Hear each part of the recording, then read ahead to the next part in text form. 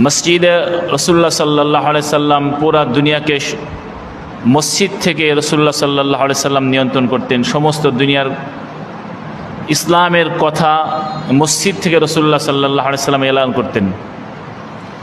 এজন্য ইসলামের কল্যাণকর যে কোনো বিষয় মসজিদের মধ্যে আলোচনা হতে পারে, মসজিদ থেকে দিক নির্দেশনা দিতে পারে ইসলামের কল্যাণকর যে কোনো বিষয়।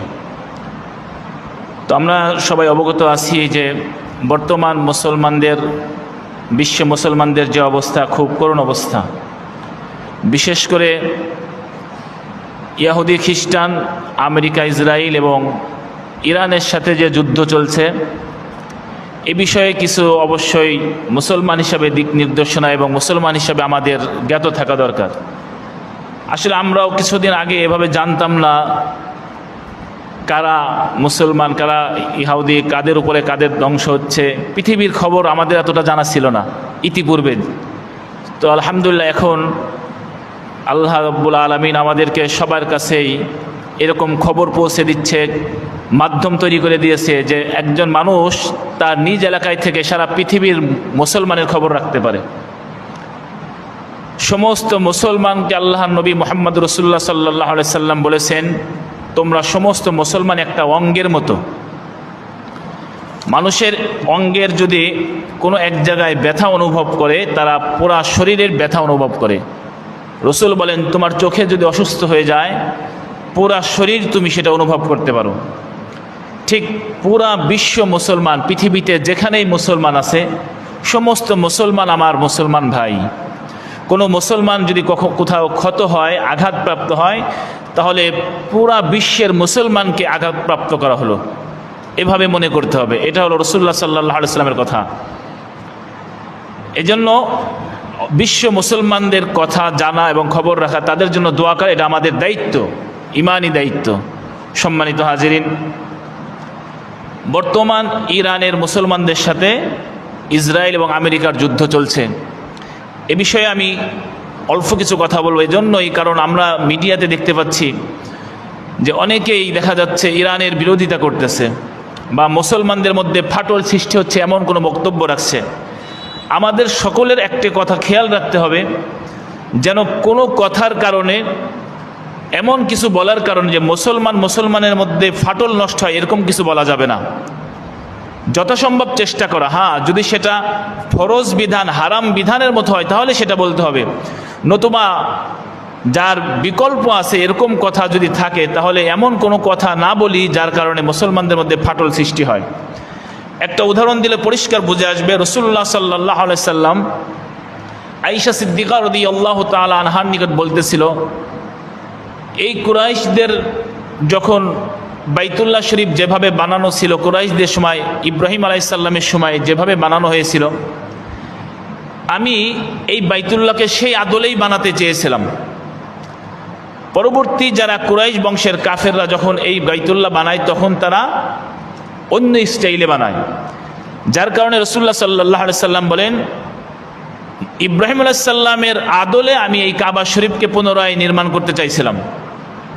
তো আয়েশা সিদ্দিকা রাদিয়াল্লাহু আনহা বললেন, তাহলে আপনি কেন করেন না?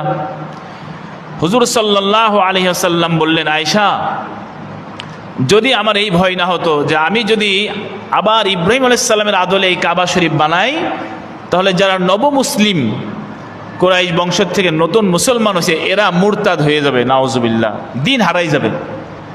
তো এদের এটা যদি না বানানো হয় তাতে ক্ষতি হবে না। তবে যদি বানানোর কারণে মুসলমান মুরতাদ হয়ে যায়, বানানোর কারণে মুসলমান যদি কাফের হয়ে যায়, তাহলে না বানানোই উচিত। মানে রাসূল এটাই বোঝাতে চাচ্ছিলেন।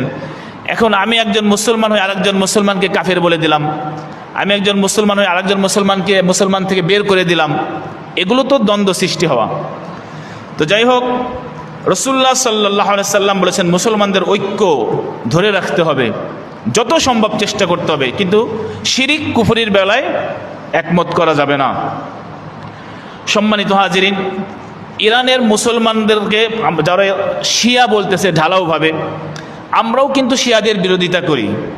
আমরা বিশেষ করে মুহররম মাসে শিয়াদের নিয়ে আলোচনা বেশি করা হয়। ওই যে আশুরার মিছিল করে, তাজিয়া করে, এগুলো শিয়ারা করে। তো শিয়াদের মধ্যে বিভিন্ন দল আছে যেমন আমাদের দেশের মধ্যে মুসলমানদের মধ্যে বিভিন্ন দল আছে, আটরশি, চরমোনাই, অমুক তমুক তরিকা, এরকম মুসলমানরাই কিন্তু আলাদা আলাদা একটা করে গ্রুপিং করছে। তো এভাবে শিয়াদের মধ্যেও বিভিন্ন দল আছে, ঢালাওভাবে সবাইকে কাফের বলা যাবে না। শিয়ারাও অনেকে আছে হজ করতে যায়, তো কাফের হলে তাদেরকে বাইতুল্লাহ হেরামে যাওয়ার অনুমতি নাই। তো এজন্য ঢালাওভাবে শিয়াদেরকে আমরা কাফের বলি না। যারা ওই সমস্ত বিশ্বাসে বিশ্বাসী, তাদের আকীদা নিয়ে অবশ্যই প্রশ্নবিদ্ধ, তারা অবশ্যই ঈমান নিয়ে প্রশ্ন থাকতে পারে, তবে ঢালাওভাবে আমরা শিয়াদের সকলকেই কাফের বলি না। সম্মানিত হাজিরিন, পক্ষান্তরে যদি আমরা তাদের বিরুদ্ধে যারা দাঁড়িয়েছে, ইসরায়েলকে দেখি এবং আমেরিকাকে দেখি, এদেরকে আমরা প্রকাশ্যে একেবারে সম্পূর্ণভাবে তারা যে কাফের মুশরিক, এতে কোনো সন্দেহ নাই, সমস্ত মুসলমানের একমত। আল্লাহ সুবহানাহু ওয়া তাআলা সূরাতুল মায়েদার 51 নম্বর আয়াতের মধ্যে বলেন, ইয়া আইয়ুহাল্লাযীনা আমানু লা তাত্তাখিযুল ইয়াহুদা ওয়ান নাসারা আউলিয়া বাদুহুম আউলিয়াউ বাদ। হে ঈমানদারগণ, তোমরা ইয়াহুদি এবং নাসারাদের বন্ধুত্ব গ্রহণ করবে না। ইয়াহুদি মানে এখন যারা ইসরায়েলের মধ্যে ইয়াহুদি আছে, এরা হলো ইয়াহুদি, আর খ্রিস্টান হলো সাদা চামড়ার খ্রিস্টান, হলো যারা ইনজিলের অনুসারী বলে দাবি করে আমেরিকা, এরা হলো খ্রিস্টান। তাহলে আল্লাহ সুবহানাহু ওয়া তাআলা সূরাতুল মায়েদার 51 নম্বর আয়াতে বলেন, ইয়াহুদি এবং খ্রিস্টানদেরকে তোমরা বন্ধুত্ব সম্পর্ক রাখবে না, কারণ ইয়াহুদি খ্রিস্টান তারা পরস্পরের বন্ধু। ওয়ামাইয়াতাওয়াল্লাহুম মিনকুম, আর যারা তাদের সাথে বন্ধুত্ব রাখবে। দেখুন আল্লাহ তাআলা কত সুন্দর পরিষ্কার করে বলে দিয়েছেন সূরা মায়েদার 51 নম্বর আয়াত, যারা ইয়াহুদি খ্রিস্টানদের সাথে সম্পর্ক রাখবে, ফাইন্নাহু মিনহুম, ওই মুসলমানের বাচ্চাও ইয়াহুদি খ্রিস্টান হয়ে যাবে আল্লাহ তাআলার কাছে।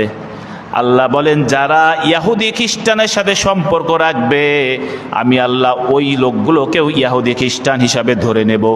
পরিষ্কার ব্যাখ্যা না, শুধু অনুবাদ। ইন্নাল্লাহা লা ইয়াহদিল কওমাজ জালিমিন, নিশ্চয়ই আল্লাহ কওমে জালেমদেরকে হেদায়েত দান করেন না।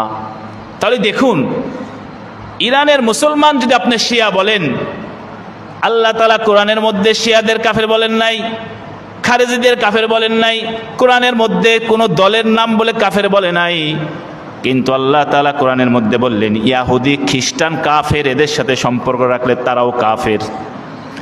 শিয়া, ইয়াহুদি, খারেজি, ওহাবি, সুন্নি, এগুলো আমার আপনার বানানো দল।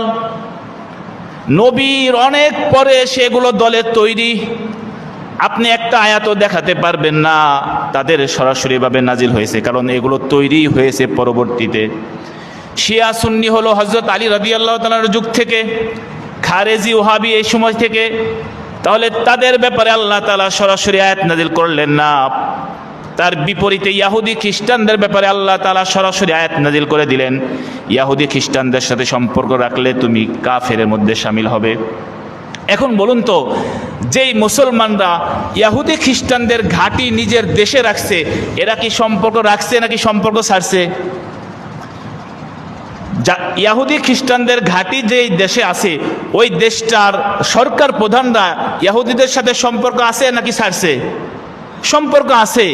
তাহলে ওই সমস্ত মুসলমান দেশের সরকার প্রধানরা ইয়াহুদি খ্রিস্টানদের পক্ষে, একথা আমরা নিশ্চিন্তে বলে দিতে পারি। এবং কোরআনের ভাষায় তারা বেঈমান, তারা কাফের। কেন? তাদের ঘাঁটি তাদের দেশে কেন? আল্লাহ বলেছেন সম্পর্ক রাখলে তোমরা তাদের মধ্যে শামিল হয়ে যাবে। সূরাতুল মায়েদার 51 নম্বর আয়াত, অনুবাদ দেখলেই হবে। সূরাতুল মুমতাহিনার 1 নম্বর আয়াত আল্লাহ বলেন, ইয়া আইয়ুহাল্লাযীনা আমানু লা তাত্তাখিযু আদুওয়ি ওয়া আদুওয়াকুম আউলিয়া, হে ঈমানদারগণ, আমার দুশমন এবং তোমাদের দুশমনদেরকে তোমরা বন্ধুত্ব গ্রহণ করো না। বলুন তো, ইয়াহুদি খ্রিস্টানরা কি আল্লাহর বন্ধু না দুশমন? আল্লাহর দুশমন। তাহলে ইয়াহুদি খ্রিস্টানরা যদি আল্লাহর দুশমন হয়, তাহলে আমাদেরও দুশমন, মুসলমানদেরও দুশমন। এদের সাথে সম্পর্ক রাখতে আল্লাহ হারাম করেছেন। এখন যারা ঘাঁটি বানাইছে, অবশ্যই তারা সম্পর্ক রাখছে। তাহলে কিভাবে তারা ঘাঁটি বানাইলো তাদের দেশে? সূরাতুল বাকারার 120 নম্বর আয়াত আল্লাহ বলেন, ওয়ালান তারদা আনকাল ইয়াহুদা ওয়ালান নাসারা হাত্তা তাত্তাবি'a মিল্লাতাহুম। হে নবী, আপনার প্রতি ইহুদি খ্রিস্টানরা ততক্ষণ পর্যন্ত সন্তুষ্ট হবে না যতক্ষণ পর্যন্ত আপনি তাদের ধর্মের অনুসরণ না করবেন। তাহলে পৃথিবীতে এখন আপনারা দেখবেন যাদের উপরে খ্রিস্টানরা খুশি আছে, যাদের উপরে ইহুদিরা খুশি আছে, মনে করবেন ওই সমস্ত মানুষ ইহুদি খ্রিস্টানদের গোলাম, তাদের দালাল, তাদের চামচা। কেন? আল্লাহ পাক বলেন, নবী আপনার উপরে ইহুদি খ্রিস্টান কখনোই খুশি থাকবে না। হ্যাঁ, খুশি থাকতে পারে আপনারা যখন তাদের গোলামি করবেন। আমি দুই দিন আগেও সৌদি আরব একজনের সাথে কথা বললাম, সে সৌদি আরবের থাকে, সে বলতেছে এরা হলো আরব রাষ্ট্রগুলো হচ্ছিল পুতুল, এর মূল মালিক আমেরিকাই, এদেরকে এমনি রাখিয়ে দিছে এইভাবে যে তোমাদের যা লাগে টাকা, গাড়ি, বাড়ি, নারী সব দেব, তবে চলবে আমাদের কথা। তারাই বলতেছে। তাহলে আল্লাহ রসুলকে বললেন, আপনি যদি তাদের কথা মেনে চলেন তাহলে ইহুদি খ্রিস্টানরা বলে ঠিক আছে, আপনাদের সব কিছু দেব আমরা। এরপর আল্লাহ বলেন, কুল ইন্না হুদাল্লাহি হুয়াল হুদা, হে নবী আপনি বলুন আল্লাহর পথ দেখানোটাই হচ্ছে সঠিক পথ। ওয়ালাইন ইত্তাবাতা হাওয়াহুম, এরপরেও যদি আপনি খ্রিস্টান ইহুদিদের অনুসরণ করেন, তার মানে ওরা আপনার দেশে যা চাই তাই করেন, যারা সরকার বানাতে চায় তারে বানান, যেরকম চলতে কয় সেই রকম চলেন, খ্রিস্টানরা যেভাবে বলে, যদি এইভাবে কোনো মুসলমান জাতি, কোনো মুসলমান দেশ চলে, আল্লাহ বলেন বাদাল্লাযী জাআকা মিনাল ইলম, অথচ সঠিক জ্ঞান তোমাদের নিকটে পৌঁছাইছে যে খ্রিস্টানদের কথা মানা যাবে না, ইহুদিদের অনুসরণ করা যাবে না, এই জ্ঞান তোমাদের কাছে পৌঁছানোর পরেও যদি তাদের অনুসরণ করো, মালাকা মিনাল্লাহি মিন ওয়ালিয়্যি ওয়ালা নাসির, আল্লাহ বলেন তাহলে আমি আল্লাহর বিপক্ষে তোমরা আর কোনো সাহায্যকারী পাবা না।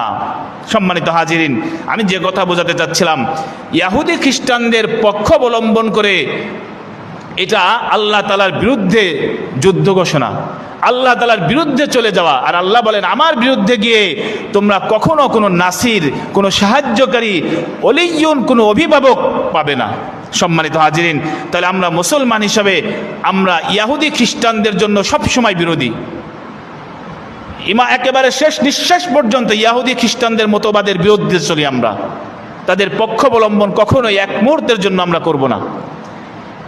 এখন ইরানের মুসলমানদের বেলায় যদি আমরা দেখি, দেখুন সম্মানিত হাজির, ইরানের পশ্চিম দিকে আছে ইরাক, ইরান শহরের চতুর্পাশেই মুসলমানদের রাষ্ট্র অধিকাংশ, যেমন আছে ইরাক, তুরস্ক, কুয়েত, বাহরাইন, কাতার, আবুধাবি, আজারবাইজান, আফগানিস্তান, পাকিস্তান, সবগুলো ইরানের সাথে মিলানো।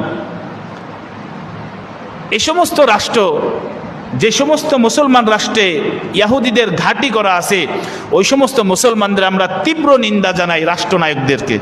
কারণ তাদের মধ্যে ইসলাম বুঝনেওয়ালা লোক আছে, কিন্তু হয়তো কথা বলতে পারতেছে না, যেহেতু রাষ্ট্রনায়ক না। এরকম প্রত্যন্ত অঞ্চলে, শহরে বা একা একা আছে, সবই ঠিক আছে, কিন্তু সরকারের বিরুদ্ধে কথা বলতে পারতেছে না। কিন্তু যেই সমস্ত সরকার ইহুদি খ্রিস্টানদের দালালি করতেছে, তাদের আমরা তীব্র নিন্দা জানাই। তাদের ঈমান আছে নাকি সন্দেহ, মানে আল্লাহ তাআলা বলছেন তাদের মধ্যে আমি শামিল করে নেই যারা তাদের সমর্থন করে। এরপর ইরানের পশ্চিমে ইরাক, ইরাকের পশ্চিমে সিরিয়া এবং জর্দান, তার পশ্চিমে হচ্ছে ইসরায়েল। তাহলে ইসরায়েল ইরানে আক্রমণ করতে গেলে সিরিয়া বা জর্দান, ইরাক পার হয়ে ইরানের উপর আক্রমণ করতেছে। ইতিমধ্যে আমরা জানতে পেরেছি ইরাক সমর্থন করেছে ইরানের, কিন্তু মুসলমানদের আকাশ সীমা ব্যবহার করে মুসলমানদের উপর আক্রমণ করে, আর মুসলমানরা বসে থাকে। কমপক্ষে পরোক্ষভাবেও সমর্থন করবে এটা বলার সাহস পায় না। তাহলে এই সমস্ত মুসলমানদের উপর আল্লাহ তাআলা অতি সত্ত্বেই আযাব নিয়ে আসবেন, শাস্তির সম্মুখীন করবেন। এজন্য আমাদের অবশ্যই মুসলমানদের জন্য দোয়া থাকবে, আর ইহুদি খ্রিস্টানদের বিরোধিতা থাকবে আমাদের ঈমানি দায়িত্ব। আমরা সূরা ফাতিহার মধ্যে বলি মাগদুবি আলাইহিম ওয়ালাদ-দাল্লিন, মাগদুব মানে ইহুদি, ওয়ালাদ-দাল্লিন মানে খ্রিস্টান। আল্লাহ আমাদের তাদের পথে চালাবেন না যাদের উপরে আপনি মাগদুব হয়েছেন, অর্থাৎ ইহুদিদের পথে আমাদের চালায়েন না। অথচ আমার স্টাইল ইহুদি স্টাইলে চলে, আমার ছেলে ইহুদি স্টাইলে চলে, আমার সমাজ ইহুদি স্টাইলে চলে। ওয়ালাদ-দাল্লিন খ্রিস্টানদের মতের উপর আমাদের চালায়েন না, তাদের পথে চালায়েন না। এই জন্য আমাদের ঈমানি দায়িত্ব থাকবে ইহুদি খ্রিস্টানদের সমস্ত কিছুর বিরোধিতা করা। সম্মানিত হাজিরিন, আজকে যেহেতু রমজান মাসের 23 তারিখ, তাহলে আগামী সোমবার হবে 26 তারিখ, 26 রোজা। সোমবার দিনগত রাত্রে হবে 27, অর্থাৎ রমজান মাসের 27 তারিখের রজনী, আমরা লাইলাতুল কদর বলি। যদিও সেদিনকে লাইলাতুল কদর উপলক্ষে আলোচনা হয়ে থাকে, তবে লাইলাতুল কদর যেহেতু নির্দিষ্ট নাই, এজন্য এই লাইলাতুল কদর অলরেডি শুরু হয়ে গেছে 21তম রজনী থেকে। এখন আমি কদর সম্পর্কে কিছু কথা বলবো।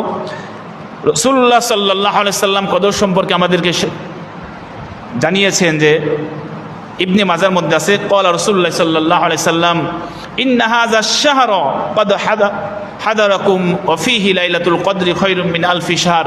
নিশ্চয়ই তোমাদের মধ্যে রমজান মাস এমন একটি মাস উপস্থিত হয়েছে যেখানে একটি রাত আছে, যেই রাত হচ্ছে 1000 মাসের চাইতেও উত্তম। আর 1000 মাস হলো প্রায় 84 বছরের চাইতে বেশি। তাহলে একটা রাতের মর্যাদা আল্লাহর কাছে 84 বছরের চাইতে উত্তম। তাহলে ওই রাত্রে যদি কেউ ইবাদতে কাটায়, তাহলে 84 বছর ইবাদত করার সওয়াব। অনেক দামি রাত। রাসূল বলেন এরপরে, মান হারুমাহা ফাকাদ হারুমা আল খায়রা কুল্লুহু। যে ব্যক্তি লাইলাতুল কদরের রাত থেকে বঞ্চিত, সে যেন সমস্ত ধরনের কল্যাণ থেকে বঞ্চিত। নাউযুবিল্লাহ। ওয়ালা ইয়াহরুমু খায়রাহা ইল্লা কুল্লু মাহরুমিন। এবং যে লাইলাতুল কদর থেকে বঞ্চিত হয়, সে চির বঞ্চিত ব্যক্তি, সব জায়গায় বঞ্চিত হয়। এই জন্য লাইলাতুল কদর, আমরা লাইলাতুল কদর রাসূলুল্লাহ সাল্লাল্লাহু আলাইহি ওয়াসাল্লাম যেভাবে খুঁজতে বলেছেন, ইবাদত করতে বলেছেন, সেভাবে আমরা ইবাদত করে লাইলাতুল কদর তালাশ করব এবং ইবাদতের মধ্যে কাটাবো। এবং কুরআনুল কারীমের সূরাতুল কদরের 3 নম্বর আয়াতের মধ্যে আল্লাহ বলেন, লাইলাতুল কদরি খায়রুম মিন আলফি শাহর। লাইলাতুল কদর হলো আলফি শাহর, 1000 মাসের চাইতে উত্তম। আর 1000 মাস যেটা বললাম প্রায় 84 বছর, এর চাইতে উত্তম বলেছেন। আরও কত উত্তম সেটা অনির্দিষ্ট। আল্লাহ তাআলা বলেন এত দামি রাত। এখন এই রাতটা নির্দিষ্ট করা নাই। রাসূলুল্লাহ সাল্লাল্লাহু আলাইহি সাল্লাম হাদিসের মধ্যে বলেন যে আমি এই রাত তোমাদের কাছে বলতে আসছিলাম, কিন্তু তারা পরস্পরে সাহাবীরা তাকদীর নিয়ে আলোচনা করতে গিয়ে তর্ক বিতর্ক করতেছিল। আমরা বলে থাকি যে তাকদীর নিয়ে পর্যালোচনা করতে নাই এতটা, কারণ তাকদীর আল্লাহ যা করেছেন এটা বিশ্বাস করা। আরও এর ভিতরে বিভিন্ন কথা যখন চলে আসে তখন ঈমান নষ্ট হওয়ার সম্ভাবনা থাকে। তো সাহাবীরা পরস্পরই আলোচনা করছিল, রাসূল এটা অপছন্দ করেছেন। আর রাসূল বলেছেন আমি বলতে আসছিলাম কদরের কথা, কিন্তু তোমাদের ঝগড়ার কারণে এটা আমি ভুলে গেছি, অথবা আমাকে ভুলাই দেওয়া হয়েছে, এজন্য নির্দিষ্ট করা বলা হয় নাই। রাসূল বলেছেন যে তাহাররাউ লাইলাতুল কদরি ফিল ভিত্রি মিনাল আশরিল আওয়াখির মিন রমাদান। তোমরা লাইলাতুল কদর তালাশ করবে রমজানুল মুবারকের শেষ বেজর রাতগুলোতে।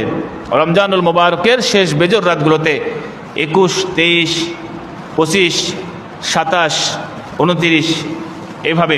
আর প্রতি বছরই তার এক রাতেই কদর হয় না, পরিবর্তন হয়। আবার এক বছরের জোর রাতে হতে পারে। আরেক জায়গায় বলেছেন শেষ দশকের মধ্যে লাইলাতুল কদর তালাশ করো। আরেক জায়গায় বলেছেন শেষ 7 রাতের মধ্যে লাইলাতুল কদর তালাশ করো। সর্বমোট কথা হলো শেষ 10 দিনের মধ্যে লাইলাতুল কদর তালাশ করা। এবার যদি 23-এ হয়, সামনে এবার 25-এ হতে পারে বা 24-এ হতে পারে। এজন্য যেইবার রাসূল সাল্লাল্লাহু আলাইহি ওয়াসাল্লামের কোরআন নাজিল হয়েছে, সেইবার লাইলাতুল কদর ছিল 25-এর রাত্রে, 24 তারিখের দিনগত রাত্রে লাইলাতুল কদর ছিল। তাহলে বোঝা গেল প্রতি বছরই চেঞ্জ হয়। এজন্য 10 রাতই তালাশ করা সবে কদরের জন্য। রাসূল বলেন, বুখারী মুসলিমের হাদিস, মান কামা লাইলাতুল কদরি ঈমানান ওয়া ইহতিসাবান গুফিরা লাহু মা তাকদ্দামা মিন যামবি। যে ব্যক্তি লাইলাতুল কদরে ঈমান এবং সওয়াবের আশায় কিয়াম করবে, ইবাদতে কাটাবে, আল্লাহ সুবহানাহু ওয়া তাআলা তার পিছনের সমস্ত গুনাহকে মাফ করে দিবেন। সুবহানাল্লাহ। এজন্য অল্প কিছু বললাম। লাইলাতুল কদর ইবাদত করে কাটানো উচিত এবং এটা দামি রাত। এই রাতের মধ্যে বিভিন্ন ধরনের নফল ইবাদত, নির্দিষ্ট কোনো সেরকম ইবাদত খাস নয়, নফল ইবাদতের মধ্যে কাটানো। আল্লাহ তাআলা আমাদের আমল করে কাটানোর তৌফিক দান করুক।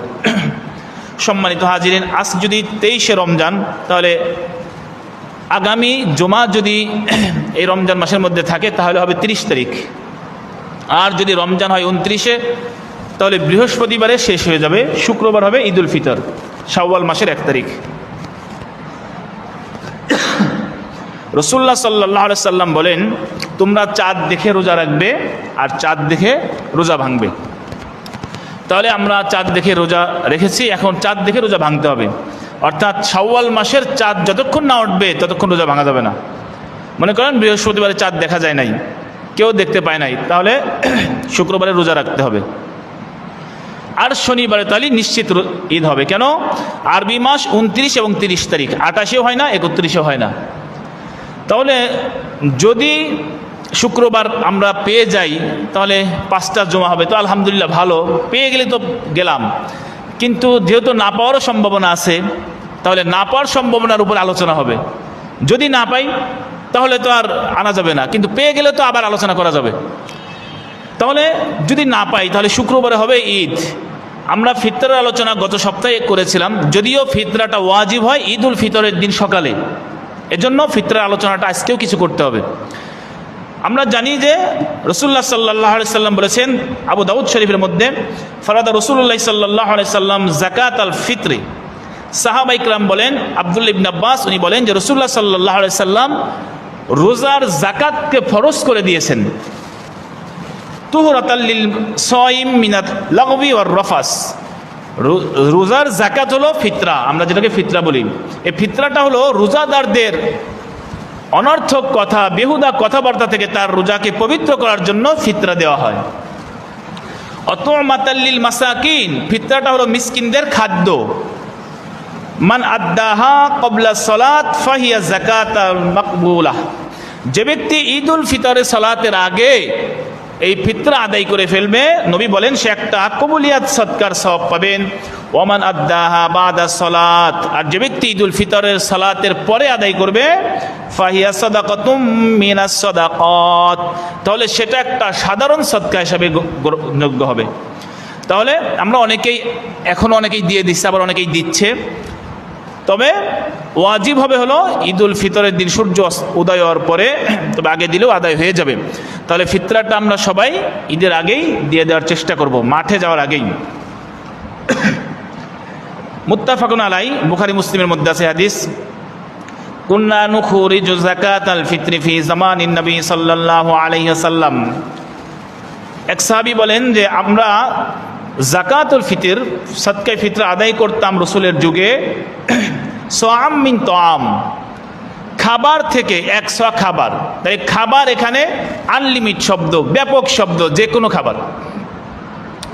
আও সাআম মিন শাইর, আমরা 3 কেজি 300 গ্রাম জব দিয়ে ফিতরা আদায় করতাম।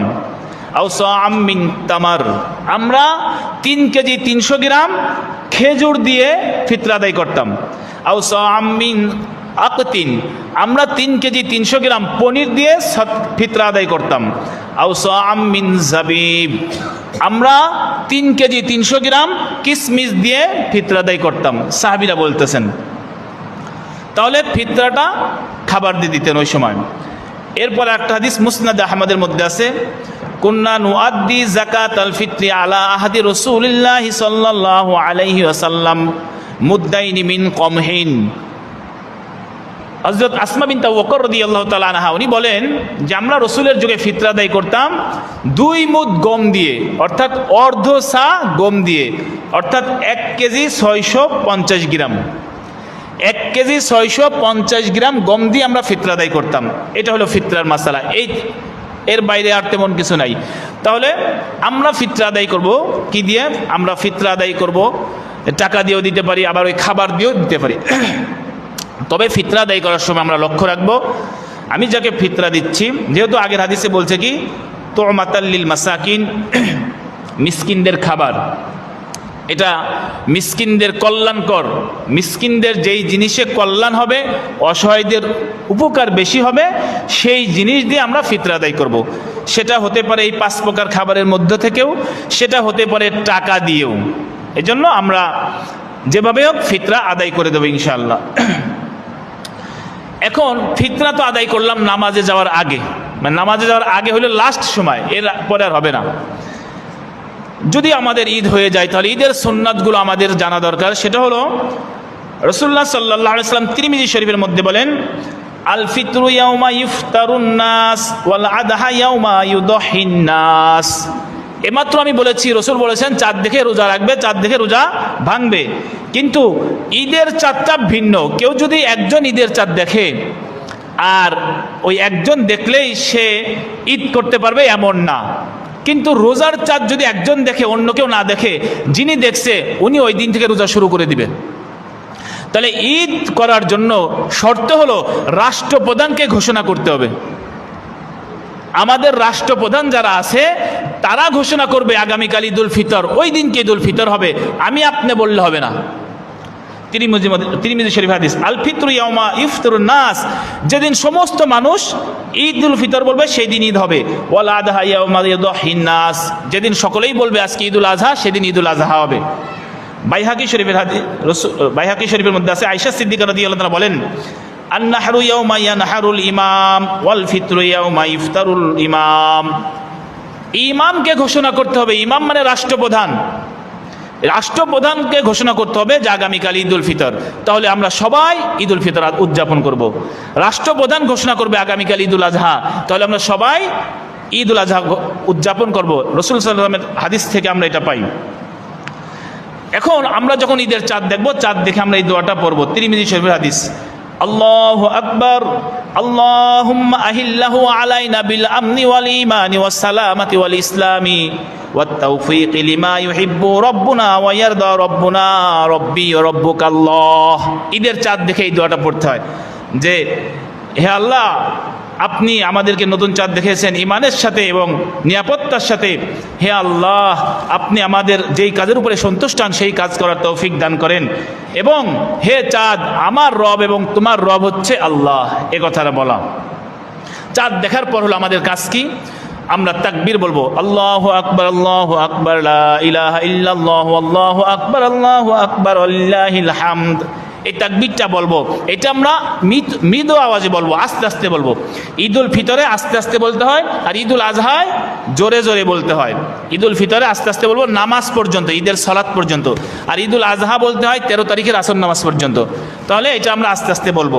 এটা আয়াত থেকে পাওয়া যায়, সূরা বাকারার 185 নম্বর আয়াত, ওয়ালি তুকমিলুল ইদ্দাতা, তোমরা রোজা সিয়াম সংখ্যা পূরণ করবে, 30 অথবা 29 সংখ্যা পূরণ করবে। ওয়ালি তুকাব্বিরুল্লাহ আলা মা হাদাকুম, এরপর আল্লাহর বরত্ব প্রকাশ করবে, আল্লাহু আকবার, আল্লাহু আকবার, লা ইলাহা ইল্লাল্লাহু, আল্লাহু আকবার, আল্লাহু আকবার, লিল্লাহিল হামদ, ওয়া লাআল্লাকুম তাশকুরুন। কি জন্য করবে বরত্ব? কারণ আল্লাহ তোমাদের হেদায়েতের উপরে চালিয়েছেন, যাতে তোমরা আল্লাহর কৃতজ্ঞতা শুকরিয়া আদায় করতে পারো। সম্মানিত হাজিরিন, এটা হলো আমাদের আগামী এক সপ্তাহের একটা আমলের কথা বলা হলো। সর্বশেষ যে কথাটা বলবো সেটা হলো রমজানের বিদায়। যদি আজকের জুমা শেষ হয়ে যায় তাহলে এটা রমজানের শেষ জুমা এই বছরে। তাহলে আমরা এই রমজান থেকে কি শিক্ষা পেলাম? এই রমজান আমাদের জন্য কি জন্য আসছিল, কি করে গেল, আর কি নিয়ে চলে যাচ্ছে? আমাদের কাছে রমজান এসেছিল কোরআন নিয়ে, আমাদের কাছে রমজান এসেছিল সিয়াম নিয়ে, আমাদের কাছে রমজান এসেছিল কিয়াম নিয়ে এবং তাকওয়া নিয়ে।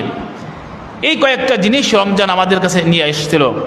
যে প্রথমে কোরআন, এই মাস হলো কোরআনের মাস ছিল। এ মাসে কোরআনের ব্যাখ্যা, বিশ্লেষণ, তাফসির, আলোচনা বেশি হবে, এ কথা বোঝাতে চেয়েছিল রমজান। হয়তো অনেক হতভাগা আছি যে যারা কোরআন তেলাওয়াত করতে পারি নাই, বা কোরআন ব্যাখ্যা দেখি নেই, কোরআন অনুবাদ দেখি নেই। বিগত জীবনে 20টা রমজান চলে গেছে, 30টা রমজান চলে গেছে, কিন্তু পুরা কোরআন শোনার ভাগ্য হয় নাই। আছে না নাই? অনেক মানুষ আছে যে 50টা বছর চলে গেছে, পুরা কোরআনের বাংলা অনুবাদ নিজের ভাষায় বুঝতে পারি নাই। বড় আফসোস। অথচ রমজান এসেছিল কোরআন বোঝানোর জন্য। বাইয়িনাতিম মিনাল হুদা, এই কোরআন তো তোমার হেদায়েত দিবে, এই কোরআন তোমাকে পথ দেখাবে, তাই তুমি কোরআন থেকে দূরে থাকলে হেদায়েত কেমনে পাবে? ওয়াল ফুরকান, এই কোরআন তোমাকে সত্য মিথ্যা দেখাবে, কোরআন তোমাকে হারাম হালাল বুঝাবে, তুমি এটার সাথে তো সম্পর্ক করতে পারলে না। রমজান তো চলে গেল। তাহলে রমজান আমাদের মধ্যে কোরআন নিয়ে আসছিল। তাহলে আমরা যারা পারি নেই, তো আলহামদুলিল্লাহ নিয়ত করি ইনশাল্লাহ আগামী রমজান থেকে আমি ইনশাল্লাহ কোরআন বোঝার চেষ্টা করবো। কি বলেন? তারাবি পড়ি, ইমাম সাহেবরা কোরআন তেলাওয়াত করে, আলহামদুলিল্লাহ অন্য সময়ের তুলনায় এবার বেশি শুনছি, এবার বেশি শুনি। কিন্তু কোরআনটা একটু বোঝার চেষ্টা করা, বাংলা অনুবাদ দেখা, কোরআন তেলাওয়াত নিজে বাড়াই দেওয়া, এটা আমরা চেষ্টা করব। এরপরে রমজান এসেছিল সিয়াম নিয়ে, রোজা নিয়ে আসছিল। এই রমজানের রোজা রাখলাম, 1 মাস রাখতেছি, এরপরে আমরা রোজা ভুলে যাব না। সিয়াম আমাদেরকে মনে করাই দিচ্ছে না, এই সিয়াম থেকে তুমি ভুলে যেও না, বরং প্রতি মাসে 3টে রোজা রাখবে। চাঁদের 13 তারিখ, 14 তারিখ, 15 তারিখ রোজা রাখা সুন্নাত। এবং রসুল প্রতি সপ্তাহে 2 দিন রোজা রাখতেন, সোমবার, বৃহস্পতিবার। এই 2 দিন রোজা রাখবে, মাসে 3 দিন রোজা রাখবে, এভাবে সিয়াম পালন করতে থাকবে, আশুরার রোজা রাখবে, এভাবে আরও যে সমস্ত দিনে রাসূল সাল্লাল্লাহু আলাইহি ওয়াসাল্লাম রোজা রাখতে বলেছেন সেই সমস্ত দিনে রোজা রাখবে। এই রোজার সাথে সম্পর্ক রাখবে, কেবল 1 মাসের সাথে সীমাবদ্ধ না। এরপরে হলো কিয়াম নিয়ে আসছিল রমজান। অন্য সময় আমরা যতটুকু কিয়াম করি, রমজানে কিয়াম বেশি করেছি। রমজানে ঈশান নামাজের পরে লম্বা সময় সালাত আদায় করা হয়েছে, দাঁড়িয়ে দাঁড়িয়ে কোরআন তেলাওয়াত করা হয়েছে, অন্য সময় হয় না। তো কিয়াম আসছিল রমজানের জন্য, এই কিয়াম যেন আমরা ভুলে না যাই। 2 রাকাত হোক, 4 রাকাত হোক, প্রতিদিন রাতে যেন আমরা নামাজ আদায় করি, সালাত আদায় করি, নফল নামাজ আদায় করি, বেশি থেকে বেশি তাহাজ্জুদের নামাজ আদায় করার চেষ্টা করব। এরপরে সিয়াম নিয়ে এসেছিল তাকওয়া। এই রোজা রেখে আল্লাহর ভয় নিজের দিলে অন্তরের মধ্যে আনা, যে কখনো শিরিক করা যাবে না, কখনো কুফরি করা যাবে না, যার কারণে ঈমান নষ্ট হয়ে যায়। আল্লাহর ভয় দিলের মধ্যে আসা, যেন আমার ঈমানটা নষ্ট না হয়। কোন কোন জিনিসে আমার ঈমান নষ্ট হয়ে যায় এগুলোর ব্যাপারে অবশ্যই সাবধান থাকতে হবে, এবং কোন কোন জিনিসের কারণে ঈমান মজবুত থাকে, অটল থাকবে, সেই জিনিসগুলো অবলম্বন করতে হবে। সম্মানিত হাজিরিন, এই জন্য এই যে 4টে বিষয় বললাম, কোরআন, সিয়াম, কিয়াম, তাকওয়া, এই 4টে বিষয় রমজানের লক্ষ্য ছিল আমাদের সাথে। যদি এই 4টে বিষয় আমরা কেউ ধরে রাখতে পারি, তাহলে রমজানকে আমরা বিশ্বস্ততার সাথে বিদায় দিচ্ছি। আর যদি কেউ কিয়াম, সিয়াম, তাকওয়া আর এরকম কোরআনকে ছেড়ে দেই, রমজানের পরে গিয়ে তেলাওয়াত কমাই দিলাম, নামাজ কমাই দিলাম, আল্লাহর ভয় কমাই দিলাম, গুনাহ বেড়ে গেল, ইত্যাদি ইত্যাদি, তাহলে সেই লোকটা রমজানের শেষে বিশ্বাসঘাতকতা করেছে, গাদ্দারি করলো রমজানের সাথে। রমজান যে জন্য আসছিল তাকে সে সঠিকভাবে বিদায় দেয় নাই। এই জন্য আমরা ইনশাল্লাহ পারবো তো, কি বলেন, এই 4টে আমলকে ধরে রাখার জন্য, রমজানের স্মৃতি ধরে রাখার জন্য, যে রমজানের যে আমলগুলো আমরা বেশি বেশি করেছি, এই আমলটা যেন সারা বছরেও তুলনামূলক আমরা একটু বেশি বেশি করি। তাহলে আশা করা যাবে আল্লাহ তাআলা আমাদের আখিরাত দুনিয়াতে উভয় জাহানে কি করবেন, কল্যাণ দান করবেন। সম্মানিত হাজিরিন, এগুলো তো নফল কথা বললাম, বিশেষ করে 5 ওয়াক্ত সালাত, ফরজ বিধান যেগুলো আছে, এগুলোর থেকে আমাদের অবশ্যই সাবধান থাকা লাগবে, এগুলো আমাদের অবশ্যই আদায় করতে হবে। কুফরি, শিরিকি, বেদাত এগুলো থেকে বাঁচতে হবে। এরকম ফরজ, সুন্নাতে মুআক্কাদা, ওয়াজিব, এগুলোর ব্যাপারে অটল শক্ত থাকতে হবে, যাতে করে কোনো তাগুত, কোনো নেতা, কোনো সরকার, কোনো মোড়ল, কোনো সমাজপতি তার কথায়, তার কর্মে যেন সত্যের থেকে আপনি সরে না যাই, এখানে যেন অটল থাকতে পারি। এভাবে চেষ্টা করা পারবো না ইনশাল্লাহ। আল্লাহ তাআলা আমাদের আমল করার তৌফিক দান করুক। ওয়া আখিরি দাওয়ানা আলহামদুলিল্লাহি রাব্বিল আলামিন।